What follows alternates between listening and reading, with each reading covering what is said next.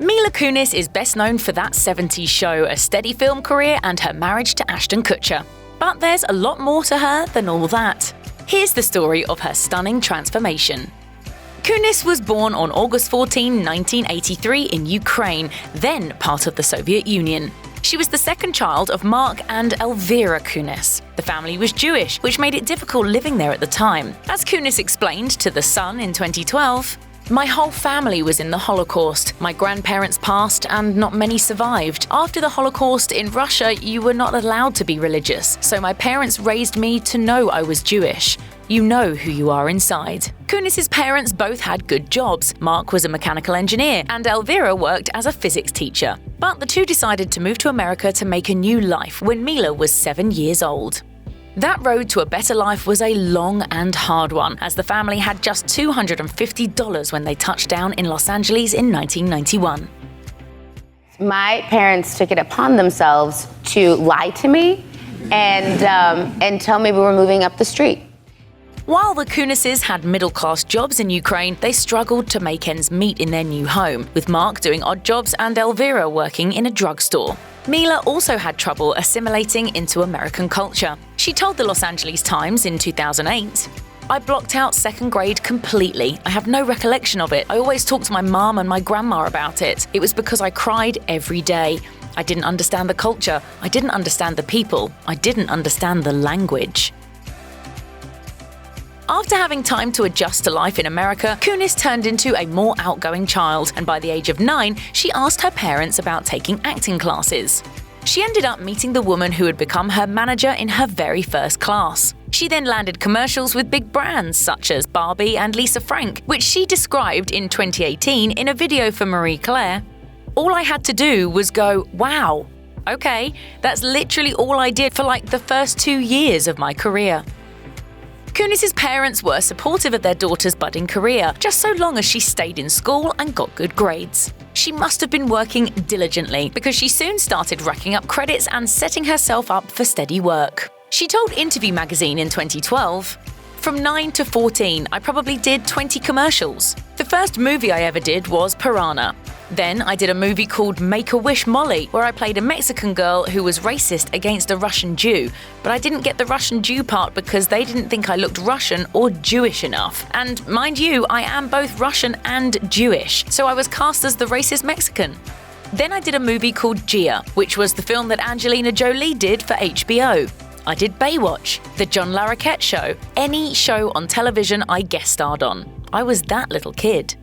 Young Mila Kunis gained national attention when she starred in the sitcom That 70s Show, which premiered on Fox on August 23, 1998.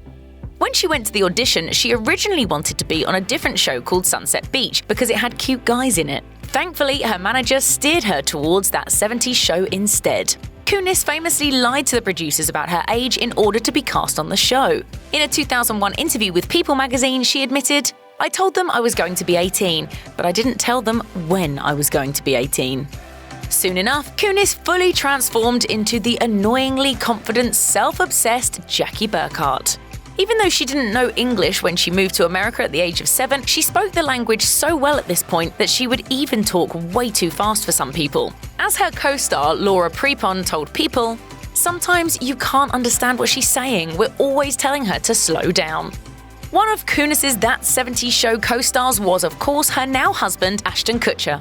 When they were on the show, though, there wasn't anything romantic between them. That's probably a good thing, as it likely would have been inappropriate if there had been. Kutcher was 19 when filming started, while Kunis was only 14. Their first kiss was captured on camera for a That 70s Show episode, which might sound like a romantic moment, but Kutcher, for one, doesn't remember it that way. On a 2017 episode of The Howard Stern Show, he admitted, "It was really weird. I was like, isn't this illegal? It was really awkward. She was 14. She was like my little sister." Do you know who would look totally sexy, glammed up like Bowie? Who? You, Michael! Kunis seems to share the sentiment, telling Insider in 2018, "I thought he was fine. He was a nice guy. We worked together and sometimes he'd drop me off at home." Kutcher, however, teased on The Stern Show that he thinks Kunis had a crush on him by revealing, She has a journal, like a diary of when she was a kid that she wrote. She thought I was cute. At first, I think she thought that I was good looking. Shortly thereafter, I was just annoying to her because I was like a big brother. And then that moment that you hear or see in movies where like your heart skips a beat, and it happened with Ashton, and I was like, stop it. Like I was like, no. Like many TV actors, Kunis had her eye on making the jump to the big screen. Unfortunately, her first attempts weren't met with a great response from audiences or critics. In 2002, she starred in the straight-to-DVD film American Psycho 2: All-American Girl. That film wasn't even originally meant to be a sequel to the Christian Bale starring cult classic original. Instead, it was supposed to be something different that was somehow re-edited into a follow-up to American Psycho. Other films with names like Moving McAllister and Boot Camp didn't play in theaters for very long or went straight to DVD. Things finally started to look up when Kunis was cast in the Judd Apatow-produced Forgetting Sarah Marshall, which came out in 2008. She had originally tried out for a part in another Apatow film, Knocked Up. Apatow remembered her when she didn't land that role, and that led to the part in Sarah Marshall. She told the Orlando Sentinel in 2009, "I do think that Sarah Marshall changed things for me, and for the better. It let people see me in a different light and made it easier in the future for me to prove myself. I'm not just Jackie anymore." Before Kunis reunited with Ashton Kutcher, she was in a long-term relationship with Macaulay Culkin, another actor who first gained fame as a child star. The two started dating in 2002, but in 2011 it was announced that they had split. While they were still together in 2007, Kunis told Parade, "We're incredibly private, and I think we relish the privacy we do actually have and are able to sustain it. We enjoy each other's company. We like to read books or play video games or watch TV or go to the movies. He's an amazing cook. He makes dinner every night." Kunis' rep proclaimed that the split was amicable when it happened, but in 2018, the actress told a somewhat different story. When she appeared on Dax Shepard's podcast Armchair Podcast, she admitted, "I f***ed up. I was an ass in my 20s, and I'll be the first to admit it. And that's something that took me a long time to come out and be like, yeah, you know what? I was a and accept it, and I own it now." Kunis continued to feel the positive effects of Forgetting Sarah Marshall years after that film came out, as her performance caught the notice of some significant people, particularly director Darren Aronofsky. That notice, along with a little recommendation from her friend Natalie Portman, led Kunis being cast in Aronofsky's psychological horror flick Black Swan. Kunis ended up dislocating her shoulder and tearing her calf ligament while training to be a ballerina in the film, but she managed to power through the pain. She told The Independent in 2011, "An opportunity like this very rarely comes about, so if you complain, you kind of feel like a baby, so you choose not to." Kunis would go on to be nominated for a Golden Globe and win a Saturn Award for Best Supporting Actress for Black Swan. In 2012, she told The Independent that she'd been getting recognized on the street more and more since the film's release. As she put it, "I feel that I have to be more aware of the attention and at least try to live up to a certain image. It's weird, but also flattering." Even with all the attention that comes with being a celebrity, Kunis isn't afraid to share her political opinion. In 2012, for example, she told Esquire, "The way that Republicans attack women is so offensive to me, and the way they talk about religion is offensive. I may not be a practicing Jew, but why we gotta talk about Jesus all the time?" For people who don't like to hear celebrities talking about politics, her response is, "I don't think I'm a celebrity. I'm a working actress. I think there's a difference." In 2016, Kunis voiced criticism of the treatment of Syrian refugees in an interview with Glamour.